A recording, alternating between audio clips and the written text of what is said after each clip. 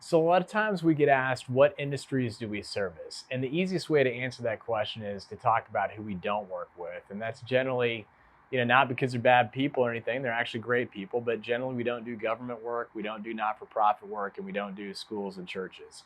That's primarily because all of our services are built to service entrepreneurs and the companies that they've created.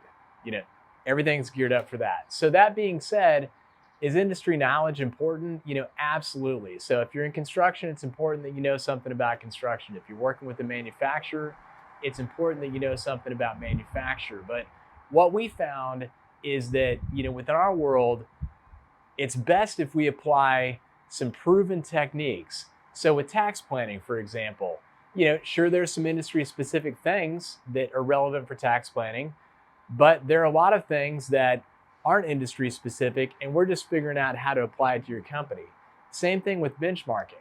A benchmarking technique is a benchmarking technique.